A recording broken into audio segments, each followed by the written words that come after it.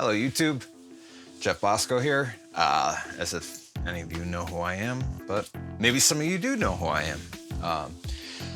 Possibly some of you subscribed because of the short I posted about being reunited with my cat after 5 years.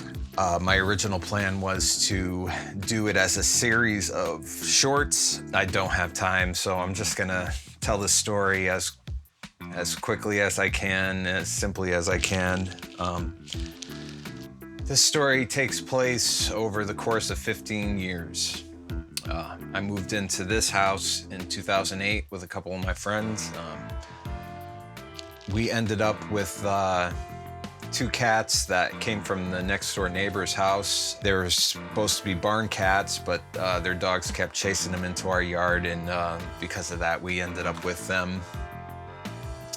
The first night, me and my friend Todd were out back smoking, and these cats come into the yard.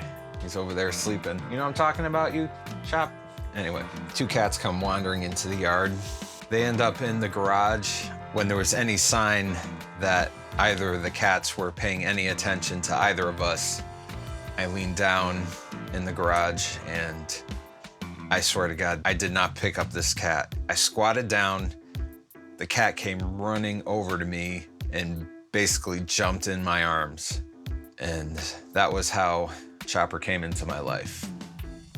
The other one, unfortunately, was hit by a car about 6 months later, unfortunately.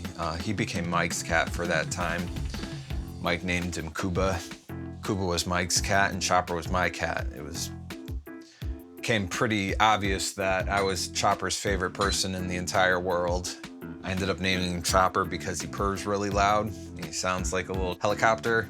Eventually, I ended up moving out of the house here in Oxford back to my dad's house in Beacon Falls because he was getting a little too old to keep up with everything, living there by himself. And in that time, Chopper developed a habit of spending a lot of time, and when I mean a lot of time, he would just disappear for days at a time into the Naugatuck Valley State Forest, which was basically right on the border of our property, separated by a fence and a schoolyard. And he would just go out there and hunt. Because he came from a barn.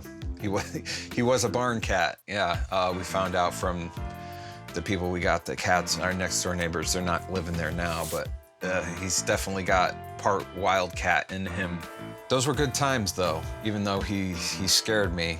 And even though it was clear that he loved me very much, he was very independent, but when he would come home in the middle of the night, he had a cat door that he could get in and out of without any supervision, and he would disappear late in the evening, and I would wake up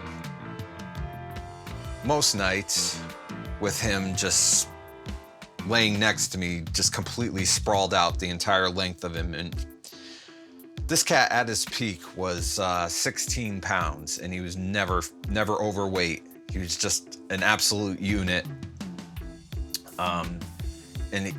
16 pounds cat is on the small end of bobcat, so just imagine. And he's about the size of a Maine Coon, but he's not shaped like a Maine Coon in the very least. And he would have his entire length of him sprawled out against me and just pushing himself up against me every night. It was always nice to wake up to that. And he never woke me up. He would let me sleep.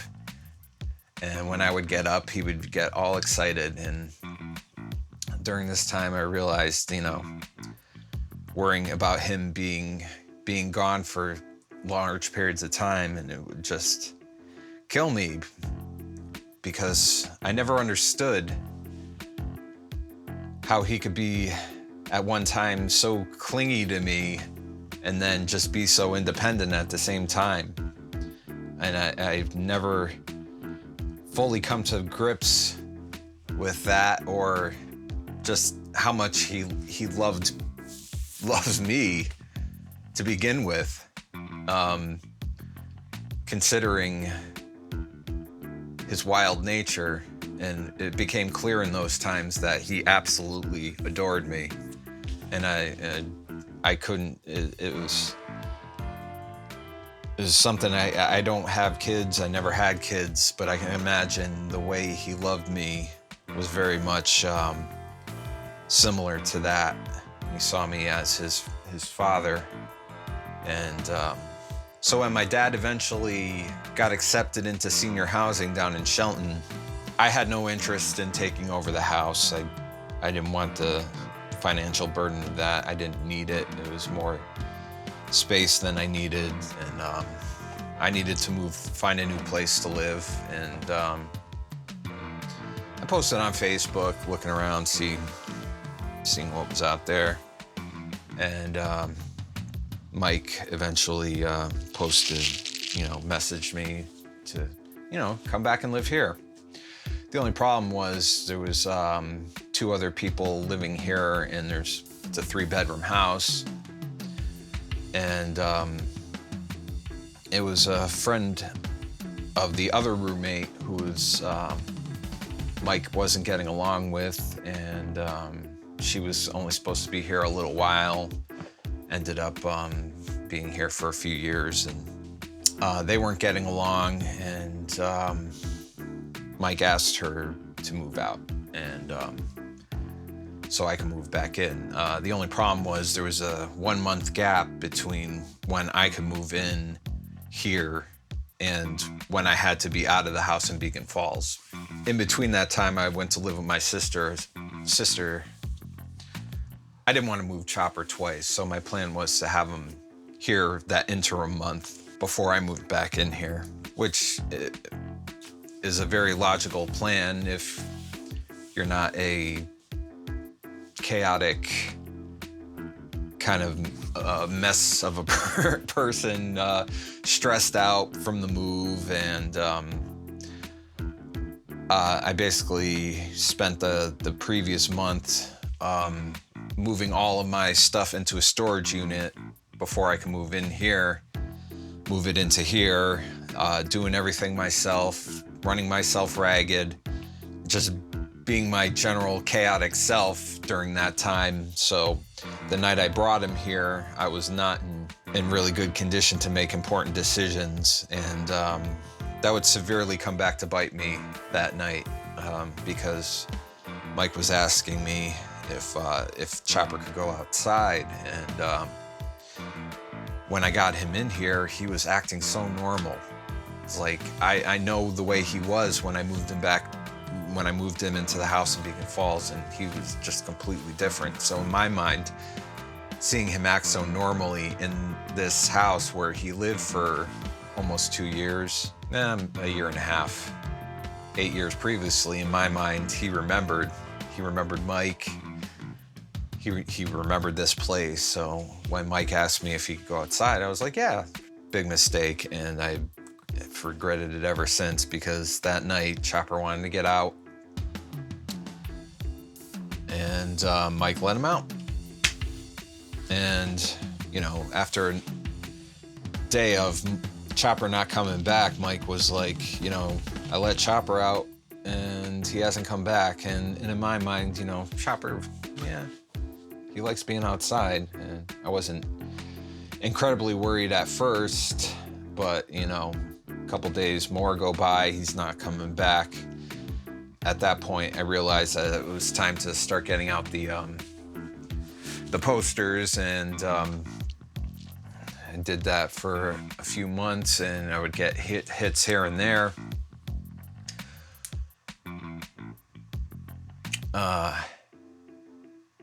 But by the time I would get there, whatever cat they were seeing wasn't around anymore. And,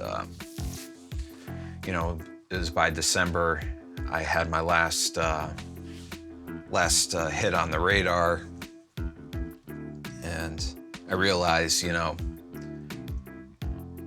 if this was the cat that this person was seeing, and he's not even vaguely interested in seeking out any help, even after a couple of months.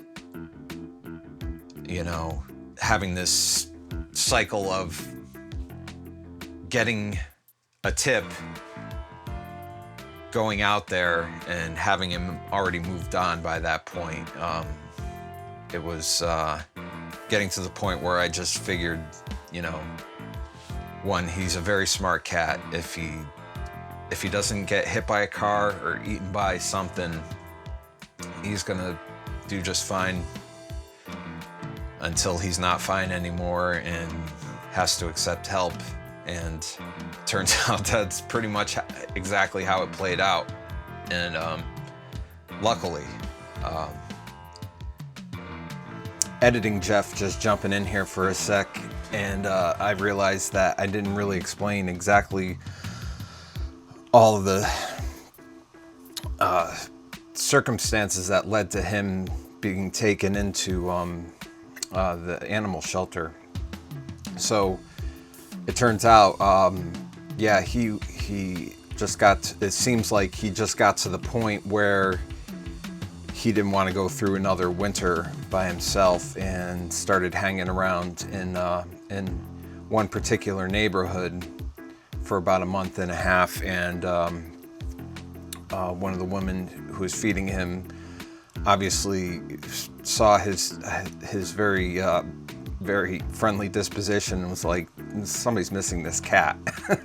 and was friends with the woman at Adrian at the animal shelter, and said, you got to come down here and grab this cat because he's definitely somebody's pet. And yeah, that's pretty much it, and how he ended up at the animal shelter. So that's that. And that brings us back to the beginning of the short I posted. And what I didn't mention in the video is where they found him. So this is, let's just say, this is the house in Oxford where I am now. And this is the house in Beacon Falls up here. They found him right over here, almost halfway in between.